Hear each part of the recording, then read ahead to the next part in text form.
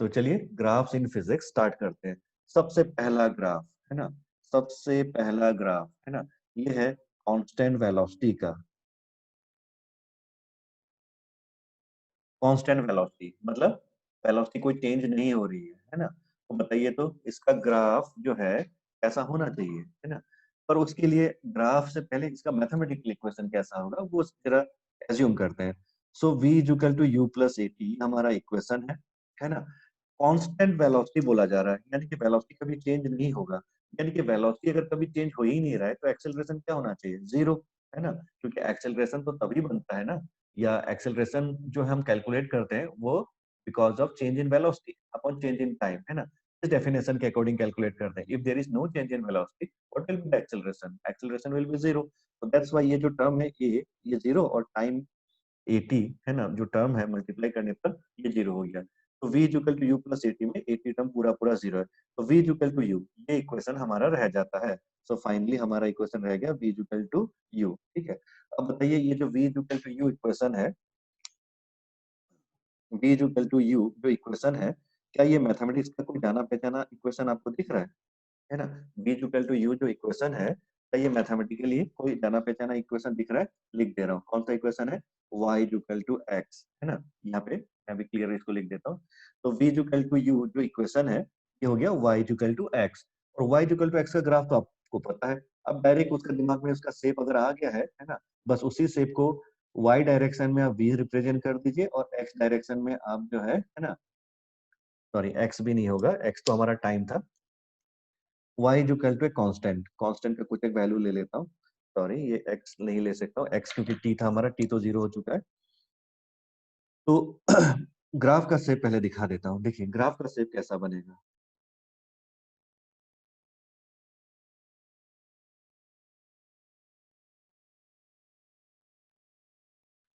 b is equal to u, है ना। देखिए ग्राफ का शेप ऐसा स्ट्रेट लाइन है ना। ऐसा स्ट्रेट लाइन क्यों आ रहा है, इसमें एक मैं नंबर लिख देता हूँ यहाँ पे। y is equal to let say तुम्हारा कोई नंबर ले लेता हूँ, सपोज चलो 2 ले लिया, है ना। 2 मीटर है ना, जो भी है ऐसा कुछ है, या मीटर ठीक है चलो रहने दो, ठीक है। सपोज कर लीजिए आपकी जो वेलोसिटी है v equal to u plus 80 में इफ a इज जीरो, है ना, तो 80 टर्म जीरो हो गया, और t हमारा एक्चुअली x के लिए रिप्रेजेंट, t जो है वो x के सिमिलर था, तो x यहाँ पे जो है नहीं रहेगा, ओनली हमारा v इक्वल टू u ये इक्वेशन रह गया। तो इस v इक्वल टू u वाले इक्वेशन में है ना, u एक कांस्टेंट वैल्यू था, है ना। और ये इक्वेशन अब मैथमेटिक्स में कंपेयर करेंगे तो ऐसा हो रहा है कि y इक्वल टू 2, है ना, और y को चलो मैंने यहाँ पे मीटर में ही ले लिया 2 मीटर। अब बताइए इसका क्या मतलब हुआ, है ना। इस इक्वेशन का आपने क्लास 10th में या 9th में देखा होगा, ऐसा स्ट्रेट लाइन बनता है ना। क्यों बनता है, देखिए y की वैल्यू हमेशा क्या होगी, y की वैल्यू हमेशा 2 रहेगी, है ना। टाइम चाहे कुछ भी होता रहे, है ना, टाइम 0 पे भी 2, है ना, 1 पे भी, 1 सेकंड पे भी 2, 2 सेकंड पे भी 2, 3 सेकंड, तभी तो हम बोलेंगे इसको कि y इज ए कांस्टेंट, है ना। जैसे y is equal to constant जो कि 2 मीटर लिखा गया। तो उसी तरह से हमारा v इक्वल टू u, अगर u कांस्टेंट होता है ना, तो v वर्सेस t का ग्राफ आपका कैसा बनेगा, ऐसा स्ट्रेट लाइन, है ना, ऐसा एक स्ट्रेट लाइन। बोलिए ये क्लियर है सबको। ओके ठीक है। अच्छा अब दूसरा ग्राफ देख लीजिए, तो बहुत बेसिक सा ग्राफ हो गया, है ना। तो बेसिक सा ग्राफ था, चलो इसको u की वैल्यू भी 2 मीटर पर सेकंड लिख देता हूँ, ठीक है। तो v is equal to u, and u की वैल्यू अगर 2 मीटर पर सेकंड होता है तो v in metre per second and time in second, है ना। तो ये वैल्यू हमारा हो गया इस तरह से, v is equal to u which is equal to 2 metre per second. अच्छा दूसरा, कांस्टेंट वेलोसिटी के बाद हो गया हमारा constant acceleration. Constant acceleration, constant acceleration, constant acceleration वाला कौन सा केस है, कांस्टेंट एक्सेलरेशन वाला केस वही है जो अभी भी हमने देखा था। देखिए इस टाइप का मोशन आपको दिख रहा था। देखिए कांस्टेंट एक्सेलरेशन का ये केस, किस टाइप का मोशन आपको दिख रहा था कि भाई बॉडी जो था इनिशियली जो है 2 मीटर पर सेकंड स्टार्ट किया था, लेकिन हर एक सेकंड में उसकी वेलोसिटी बढ़ती गई, एक एक यूनिट से बढ़ती गई, तो डिस्प्लेसमेंट भी बढ़ता चला जाएगा, है ना। पहले 2 मीटर गया, फिर 3 मीटर गया, फिर 4 मीटर। तो ये इफेक्ट आपको यहाँ पे दिखना, आपको दिखना आना चाहिए, दिखाना आना चाहिए, ठीक है। तो ये आप कैसे दिखाओगे, है ना। देखिए ये दिखाने के लिए आपका दो ग्राफ से हम इसमें दिखा सकते हैं। तो चलिए कांस्टेंट एक्सेलरेशन का पहले दो इक्वेशन हम कंसीडर कर लेते हैं बेसिक फॉर्मेट में, ठीक है। तो सबसे पहला इक्वेशन तो ये हो गया, वेलोसिटी वाला इक्वेशन को पहले देख लेते हैं, v is equal to u plus at, but अब की बार a भी कुछ है, और अगर a कुछ है तो अब इसके लिए हम कुछ ले लेते हैं, पहले से प्री डिफाइंड वैल्यू कुछ ले लेते हैं। Let's say u is equal to जैसे अभी कहा था 2 मीटर पर सेकेंड एक ले लेते हैं, है ना। एंड उसके बाद जो एक्सेलरेशन था, है ना, इसको ले लेते हैं 1 मीटर पर सेकेंड स्क्वायर, जैसे हम लोगों ने अभी इनिशियली थोड़ी देर पहले लिया था ये वैल्यू, है ना। तो क्या इसका ग्राफ आपसे बन जाएगा, है ना, मीटर को, क्या इसका ग्राफ आपसे बन जाएगा, u इज इक्वल टू कितना दे रखे 2 metre per second and acceleration is 1 metre per second square. तो देखिए इस इक्वेशन को, है ना, v is equal to u plus AT वाले इक्वेशन में अब वैल्यू जरा डाल के देखो क्या दिखा रहा है, v तो v ही है ना। u के जगह पे आप 2 लिखोगे, है ना, a के जगह पे आप क्या लिखोगे 1, है ना। 1 तो लिखने की जरूरत नहीं है ना, और t ये आ गया।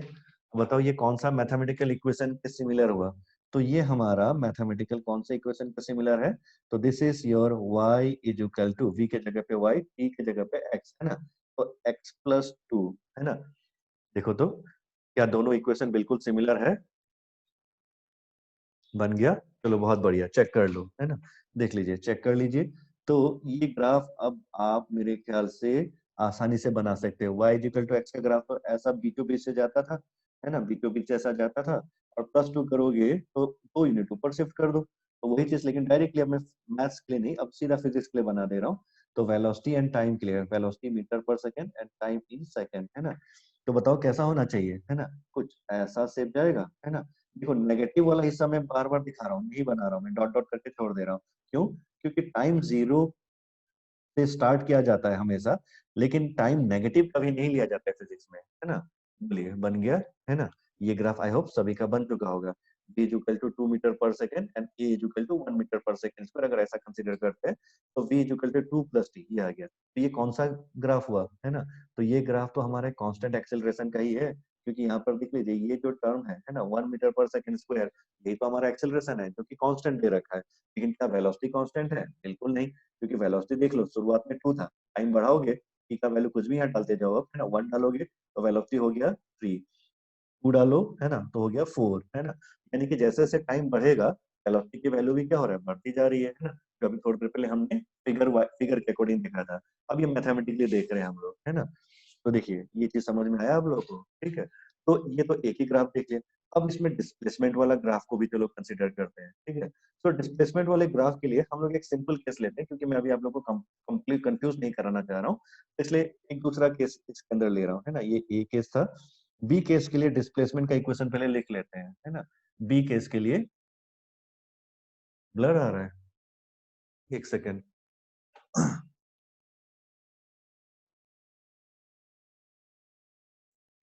थोड़ा सा वेट कर लो, है ना, एक सेकेंड। थोड़ा नेट इशू रहता है मौसम के कारण, या फिर ये समय में एक्चुअली बहुत लोग लॉग ये हो जाते हैं ना, तुम्हारा क्लासेस चालू हो जाती है, तो इसलिए बैंडविड्थ कम कर देते हैं, तो इसलिए भी थोड़ा ब्लड आ जाता है। आज वैसे मेरा भी, मैंने नेटवर्क सुबह टेस्ट किया था, 2-3 बार रिस्टार्ट ऑन ऑफ किया, अभी स्पीड आज दिख रहा था मुझे, कम ही दिख रहा था, इसलिए थोड़ा सा क्लास लेट हो गया था सेटअप करते करते। ठीक है, क्लियर हुआ, ठीक है, ओके। तो थोड़ा सा स्लो ही करता हूँ, है ना, इसीलिए ताकि क्लियरिटी होती जाए। तो v इक्वल टू, है ना, 2 प्लस टी का ग्राफ आपने देख लिया। अच्छा, इसके बाद डिस्प्लेसमेंट वाला ग्राफ देखिए, s equal to U T plus half A T square, ठीक है। 1 सेकेंड में एक सिंपल केस यहाँ पे कंसिडर करूंगा, ठीक है। और सिंपल केस ये है कि देखो इसको अभी सॉल्व करने जाओगे तो ये एक बड़ा क्वाड्रेटिक इक्वेशन का इक्वेशन, बड़ा क्वाड्रेटिक इक्वेशन बन जाएगा, और फिर वही होल स्क्वायर वाला फॉर्म वगैरह लेकर के आपको सॉल्व करना पड़ेगा। इसलिए मैं इसको होल स्क्वायर फॉर्मेट में अभी कन्वर्ट नहीं करना चाह रहा हूँ, इसी कारण से मैं इसमें क्या थोड़ा सिंपल केस ले रहा हूँ। और सिंपल ये ले रहा हूँ कि सेकंड केस में सपोज कर लो यू जो है, सपोज कर लो 0, है ना, इनिशियल स्पीड 0 ये कंसिडर कर लिया। और एक्सेलरेशन जो टर्म है इसको अगर कंसिडर कर लेते हैं हम लोग 2 मीटर पर सेकेंड स्क्वायर, है ना, जो कि मैंने स्टार्टिंग स्टार्टिंग में भी आप लोगों को दिखाया था, है ना। बट अब इसमें देख लो कैसा से बन रहा है ना, u equal to 0, a equal 2 metre per second square. देखो u 0 पुट करते हैं, u t 0 हो गया, a अगर हमने डाल दिया हमारा 2 तो 2 कट गया और t का स्क्वायर रह गया, तो s बिकम्स t स्क्वायर, है ना। और ये मैथ्स का कौन सा इक्वेशन के सिमिलर है, तो this is y equal to x square के सिमिलर है। अब देखो हम लोग शुरू शुरू में जो ग्राफ हम लोगों ने देखा था, बिल्कुल उसी पोजीशन पे वापस आ गया है ना।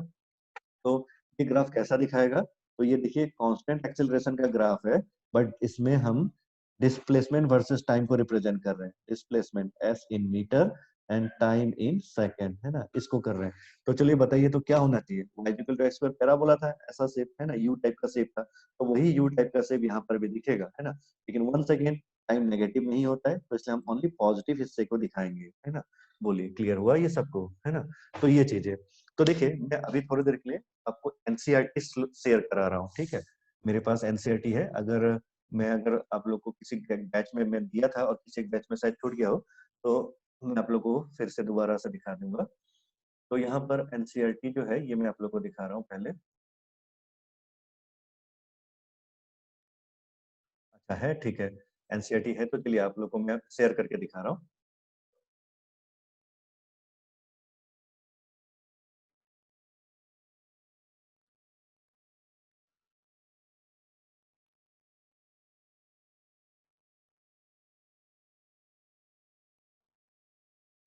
अभी हम एनसीईआरटी में घुस नहीं रहे हैं, है ना, डरना मत कोई, ठीक है। हम अभी बिल्कुल भी एनसीईआरटी में नहीं घुस रहे हैं। हम सिर्फ जो है आपके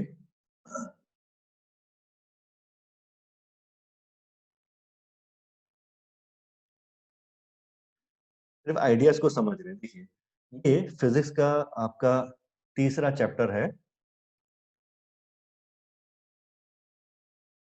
ये आपका फिजिक्स का तीसरा चैप्टर है, क्योंकि फर्स्ट सेकंड चैप्टर जो है वो बेसिकली एरर कैलकुलेशंस और कुछ फिजिक्स के आइडियाज के ऊपर था, जैसे हम लोग एक ब्रिज कोर्स लेकर के समझे थे, उसी तरह से ये फिजिक्स का फर्स्ट एंड सेकंड चैप्टर भी वही है।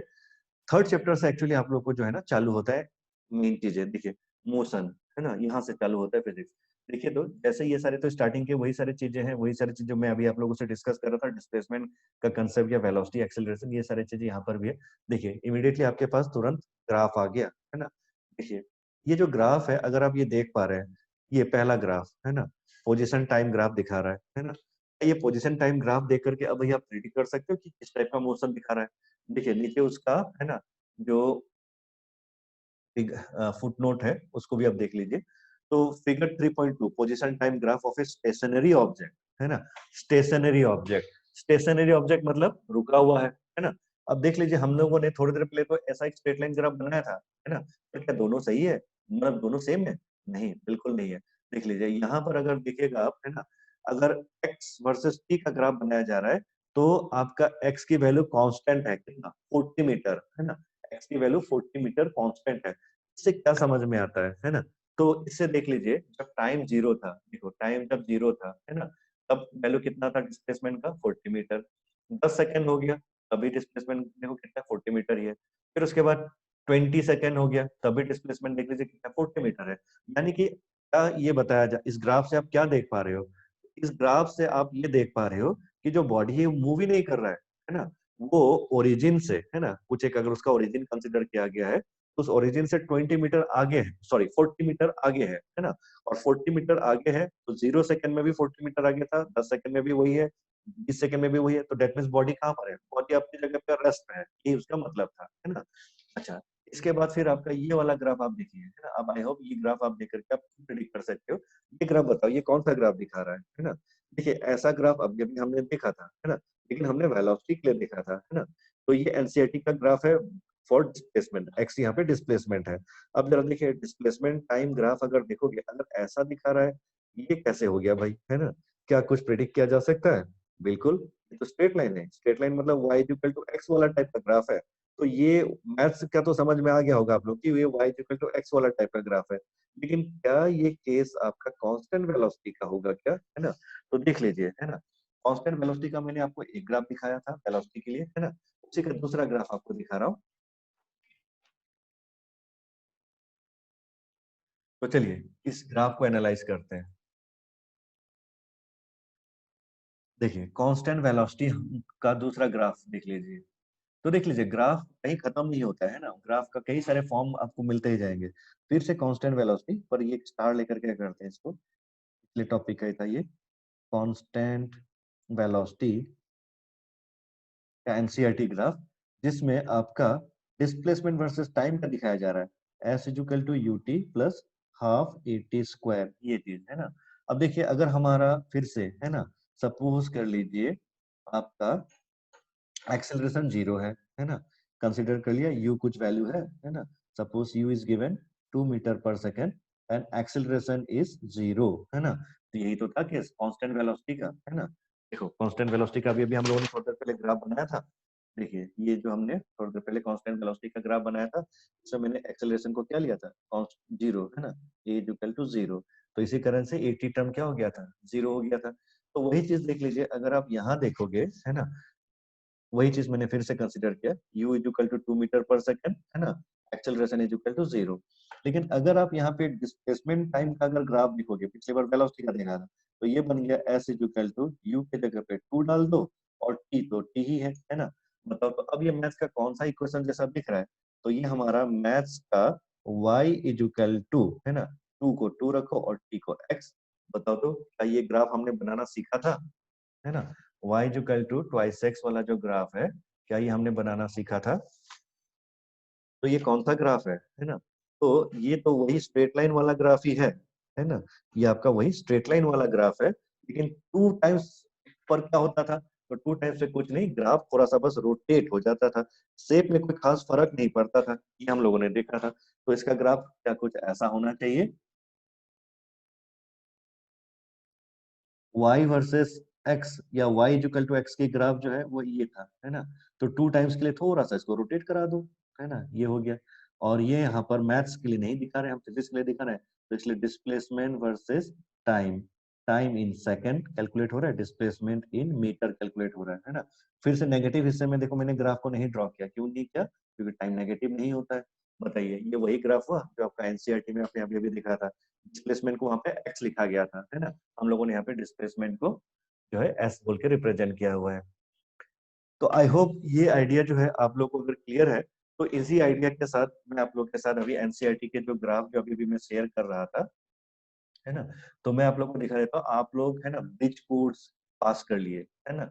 आपका ब्रिज कोर्स में जो कंसेप्ट है, ये सारा चीजें आप लोगों ने अगर अच्छे से समझ लिया है, तो देख लीजिए एनसीईआरटी, है ना, जैसे बुक में भी ये सारे जो आपके हैं, है ना,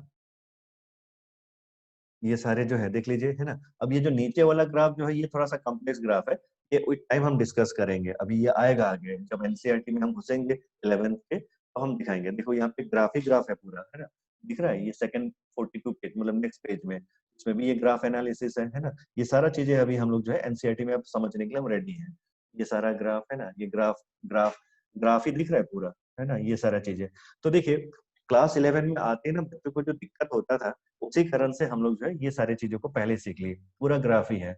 एंड देन यहाँ पे ये सब कुछ कुछ नया नया चीज आप लोग देख रहे होगे, ये सब कुछ है, इंटीग्रेशन कहा जाता है इस पार्ट को, इंटीग्रेशन डिफरेंशिएशन ये कहा जाता है।